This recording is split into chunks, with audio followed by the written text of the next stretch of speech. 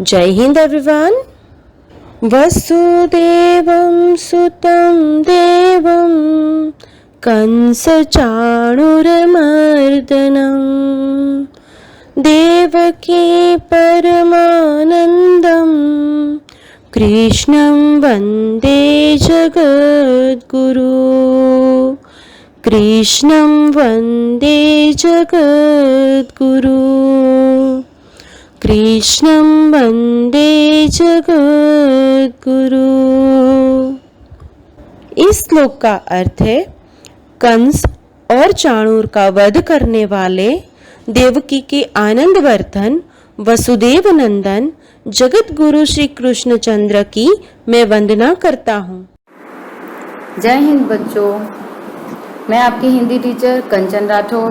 आज मैं आपको हिंदी व्याकरण टेक्स्ट बुक से चैप्टर नंबर 19 कहानी लेखन पढ़ाने और समझाने वाली हूँ। ठीक है, कहानी लेखन स्टोरी राइटिंग चैप्टर नंबर 19। बच्चों, हम बचपन से कहानी सुनते और सुनाते आ रहे हैं। कहानी सुनने में सभी को आनंद तो आता ही है, इससे कल्पना शक्ति और भाषा विकसित होती है। कल्पना शक्ति मतलब आपके विचारों की कल्पनाएं, आपके विचार है ना, उनकी कल्पनाएं, उनकी सोच, उसकी शक्ति और भाषा भी विकसित होती है। क्योंकि अगर आप अपने विचारों को बढ़ाओगे, उनको और मतलब सोचोगे, विचार करोगे, तो आप अपनी भाषाओं में उन्हें व्यक्त करोगे, है ना, तो भाषा भी विकसित होती है। कहानी सुनाना तथा लिखना अपने आप में एक कला है। आपने भी दादी और नानी के मुंह से कहानी सुनी होगी ना, वो भी आपको कहानी सुनाते होंगे, या आपकी मम्मी आपको बचपन में छोटी छोटी थे आप तब आपको कहानी सुनाया करते होंगे, है ना। तो कहानी सुनना तथा लिखना अपने आप में एक कला है। ठीक है, ये हम किसी बुक को पढ़ के नहीं सुनते या सुनाते या लिखते, ये हम खुद अपने विचारों से बनाते हैं। ठीक है, कहानी लिखते समय कुछ बातों पर विशेष ध्यान देना चाहिए। जैसे अब तक अगर आप कहानी बनाते या सुनते या सुनाते थे तब आप उन बातों को ध्यान नहीं रखते थे, लेकिन अब हमें उन बातों का ध्यान रखना है। वो बातें क्या हैं? पहला पॉइंट, कहानी लिखने से पूर्व हमें जिस विषय पर कहानी लिखनी है उसकी एक रूपरेखा अपने मन में बना लेनी चाहिए, फिर उसका विकास करना चाहिए। बच्चों, कहानी लिखते समय जहाँ तक संभव हो छोटे छोटे वाक्य लिखने चाहिए। ठीक है, कहानी में रोचक घटनाओं का समावेश करना चाहिए। धीरे धीरे कहानी को बढ़ाते हुए स्वाभाविक किंतु प्रभावशाली ढंग से उसका अंत करना चाहिए। रोचक घटनाएं मतलब समझे, आप कहानी का शीर्षक पढ़ के भी और कहानी के संकेत बिंदु या कहानी में दिए हुए फोटोज को देखकर भी कुछ रोचक घटनाएं बना सकते हैं। ठीक है, फिर धीरे धीरे कहानी को बढ़ाते हुए स्वाभाविक मतलब स्वभाव अनुसार, जैसे आप कहानी पढ़ते जा रहे हैं, वाक्य बनाते जा रहे हैं, उसी तरह से उसको प्रभावशाली ढंग से व्यक्त कीजिए और उसका अंत करना चाहिए। प्रभावशाली ढंग से ही कहानी का अंत होना चाहिए। ठीक है, अब कहानी शिक्षाप्रद होनी चाहिए। कहानी में कोई शिक्षा जरूर होना चाहिए। कोई भी कहानी आप लिख रहे हैं उसमें कोई शिक्षा जरूर होना चाहिए। कहानी सदैव भूतकाल में लिखनी चाहिए। बच्चों, आप जानते हैं ना कि हमारे काल कितने प्रकार के होते हैं? 3 प्रकार के होते हैं, भूतकाल, भविष्यकाल और वर्तमान काल। ठीक है, तो भूतकाल मतलब था, थे, थी, तो कहानी हमेशा था, थे, थी में ही होना चाहिए। ठीक है, नेक्स्ट पेज। जैसे कि आपकी ही टेक्स्ट बुक में नीचे दी गई कहानी को पढ़िए, लिखा है इसमें बहादुर रवि की कहानी है। बच्चों, इसमें एक बहादुर रवि है, फोटो में दिख रहा है ना, ये एक बहादुर रवि है। तो आप समझ गए होंगे कि रवि ये है, ये नहीं है। ठीक है, रवि एक बहुत अच्छा लड़का था। वह आर्मी स्कूल में पढ़ता था। ये देखिए, कल्पना हम खुद कर रहे हैं। हमें ये नहीं पता है कि रवि आर्मी स्कूल में पढ़ता था, लेकिन हमने लिखा है आर्मी स्कूल में पढ़ता था। ठीक है, इस कहानी में ऐसा लिखा है। उसने अपने परिवार पर गर्व था। उसे अपने परिवार पर गर्व था। उसके पिता और दादाजी सिपाही थे।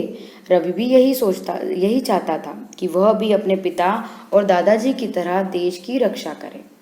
एक दिन शाम के समय रवि अपने घर के पास एक पार्क में खेल रहा था। तभी उसके पास एक आदमी आया और बोला, बेटा, मैं बहुत जल्दी में हूँ, क्या तुम यह मिठाई का डिब्बा सामने चौकीदार तक पहुँचा दोगे?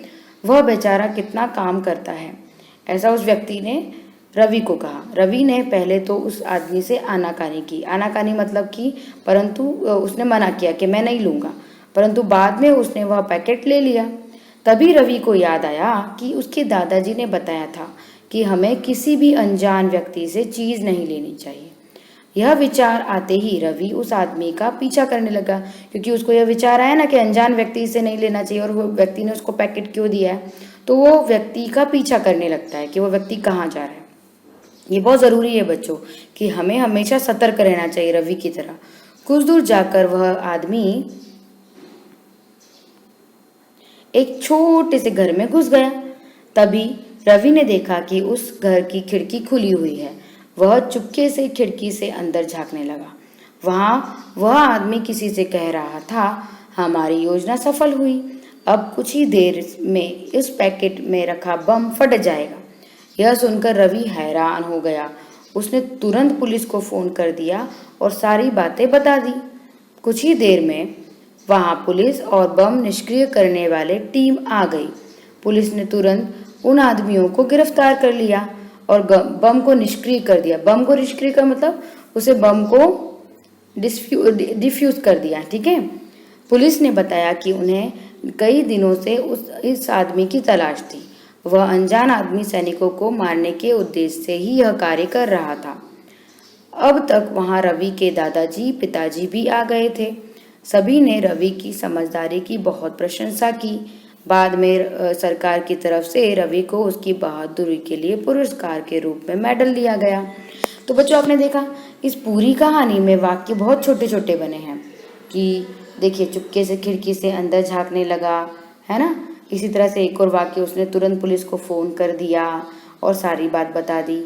तो ये छोटे छोटे वाक्य बनाकर ये पूरी कहानी बनी है ना। आपने सिर्फ बहादुर रवि ऐसे शीर्षक से ये पूरी कहानी फोटो देख के बना ली है। ठीक है, मतलब कि इस कहानी को इस तरह बनाया गया है बच्चों। लेकिन आपको आपके प्रश्न इस तरह से नहीं आएंगे। आपको कहानी लेखन के प्रश्न या तो चित्र के आधार पे आएंगे या संकेतों के आधार पे आपको वो कहानी लिखनी होगी। जैसे कि आपके अभ्यास में चित्र देखिए, सही शब्द चुनकर कहानी पूरी कीजिए। इसमें पहला, दूसरा, तीसरा, चौथा, चित्र में फोटो के साथ साथ क्रम भी लिखे हुए हैं। क्रम मतलब सीरियल। ठीक है। अब जैसे कि फर्स्ट में एक चूहे का बिल है, दूसरे में सोता हुआ बैल है, बैल के सामने चूहे का आना, शरारत करना, है ना, भाग जाना, बैल का उसका पीछा करना, चूहे का बिल में घुसना। ठीक है, बैल का वहाँ आना, चूहे को देखना, दीवार पर सर पटकना, फिर हैरान होना, घबरा जाना और भाग जाना। इस तरह से कहानी बना सकते हैं हम। फिर भी आपकी अभ्यास में इस कहानी का पूरा विवरण दिया है, सिर्फ खाली स्थान भरना है। ठीक है, ऐसा भी आता है प्रश्न में। तो खाली स्थान कैसे भरना है? ये चिन्हों के द्वारा, चूहे, बिल, शरारत, दर्द, इधर उधर, नजर, सिंगो, घमंड, रोब, नाक, क्रोध, टूटी। अब आप इसको कैसे भरेंगे? एक बैल को अपनी ताकत पर क्या हो सकता है? बहुत घमंड हो सकता है, तो घमंड था। वह सभी जानवरों पर अपना क्या दिखाता था? रौब दिखाता था। एक नटखट चूहे ने उसे सबक सिखाने की सोची। एक दिन उसने बैल को सोते हुए देखा। उसे एक शरारत सूझी। उसने बैल की नाक पर काट लिया और भाग गया। बैल दर्द से तड़पने लगा। उसने उधर उधर देखा, उसे कोई दिखाई नहीं दिया। तभी उसकी नज़र बिल से बाहर झांकते चूहे पर पड़ी। उसे बहुत क्रोध आया। वह अपने सींगों से दीवार तोड़ने लगा, पर दीवार नहीं टूटी। परेशान होकर वह वहां से चला गया। चूहा बहुत खुश हुआ। तो शिक्षा क्या है? बुद्धि से शक्तिशाली को भी जीता जा सकता है। ठीक है, इस तरह से जीत किसकी हुई? चूहे की। बच्चों, इसी तरह से आपके परीक्षा में प्रश्न आएंगे कहानी लेखन के कुछ इस तरह से। ध्यान से पढ़िए और सुनिए। कहानी लेखन। प्रश्न, नीचे दिए गए मुद्दों की सहायता से कहानी लिखिए या प्रश्न दिए गए संकेतों के आधार पर चिड़िया और सांप की कहानी शिक्षा सहित लिखिए। अब बच्चों, इसमें कुछ संकेत बिंदु दिए हुए हैं, ठीक है। संकेत बिंदु क्या है? वृक्ष पर घोंसला, ठीक है, वृक्ष पर घोंसला, वृक्ष के नीचे सांप का बिल, चिड़िया की चिंता, पेड़ पर चील का भी घोंसला, चिड़िया का घोंसला तो छोड़ना, अंडे खाना, चिड़िया का चींची करना, चील को दया, सांप को पंजों में जकड़ा,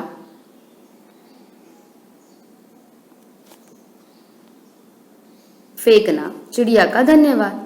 अब बच्चों, इस कहानी का नाम है चिड़िया और सांप, ठीक है। इस तरह से आपको संकेत बिंदु दिए जाएंगे इन दोनों प्रश्नों के आधार पे, ठीक है। अब जैसे संकेत बिंदु, जिस तरह से मैंने आपको बोला ना कि संकेत बिंदु के आधार पर हमें हमारे वाक्य बनाना है, ठीक है। तो अब देखिए, मैं आपको सुना रही हूँ इस कहानी को कैसे कैसे वाक्य बना के आगे बढ़ना है। पहली बात हमने क्या पढ़ा था कि कहानी हमेशा भूतकाल में लिखी जाती है, था, थे, थी में। जिस तरह से मैं स्टार्ट करती हूँ कि एक वृक्ष पर चिड़िया का घोंसला था, ठीक है। एक वृक्ष पे क्या था? एक चिड़िया का घोंसला था, ठीक है। उसी वृक्ष के नीचे सांप का बिल। तो हमें लिखना है उसी पेड़ पर, उसी वृक्ष के नीचे सांप का एक बिल था, ठीक है। उस वृक्ष के नीचे एक सांप भी रहता था, ओके। अब आगे बढ़िए। चिड़िया की चिंता। तो चिड़िया की चिंता क्या थी? इस पर वाक्य बनेगा कि चिड़िया को हमेशा चिंता रहती थी कि कहीं सांप उसके अंडे ना खा ले, ठीक है। अब पेड़ पर चील का भी घोंसला। उसी पेड़ पर एक चील का भी घोंसला था, मतलब उस पेड़ पर एक चील भी रहती थी। एक दिन चिड़िया घोंसला छोड़ कहीं गई। देखिए यहाँ लिखा है ना, चिड़िया का घोंसला छोड़ना। एक दिन चिड़िया घोंसला छोड़ के कहीं गई, तभी सांप मौका पाकर अंडा खाने आया, ठीक है बच्चा। अंडे खाने आया मतलब मौका पाके कौन आया? अंडे खाने सांप आया, ठीक है। ये मैंने वाक्य बनाया। चिड़िया का भी अचानक वहां आना। चिड़िया भी वहां आ जाती है और वह अपने अंडे बचाने के लिए चींची चींची करने लगती है। देखिए लिखा है ना, चिड़िया का चींची करना, चींची चींची करने लगती है। चील को उस बेसहारा चिड़िया पर दया आ गई। चील का दया आना, चील को दया आना। तो चील को उस बेसहारा चिड़िया पर दया आ गई। उसने उसकी मदद करने की ठानी, ठीक है। ये मैंने वाक्य बनाया। उसने उसकी मदद करने की ठानी और तुरंत सांप को पंजों में जकड़ा। देखिए आप लिखा है ना, सांप को पंजों में जकड़ा और फेंकना।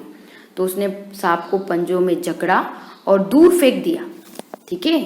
फिर दूर फेंक दिया और अंत में चिड़िया ने चील को धन्यवाद दिया, ठीक है। और चिड़िया के अंडे भी बच गए। समझे बच्चों? तो इस तरह से मैंने संकेत बिंदु के आधार पर आपको पूरी कहानी सुनाई। इसी प्रकार से आपको भी कहानी अपनी कल्पना शक्ति से बनानी होगी, ठीक है। लेकिन एक जरूरी बात तो मैं भूल ही गई, शिक्षा। इस कहानी से क्या शिक्षा मिली? वो कहानी की शिक्षा है कि हमें किसी के बुरे समय में उनकी निस्वार्थ मदद करना चाहिए। जिस तरह से चील ने निस्वार्थ होके चिड़िया की मदद की, है ना बच्चों। तो ये कहानी पूरी होती है, ठीक है बच्चों। तो कहानी का नाम क्या था? सांप और चिड़िया, है ना।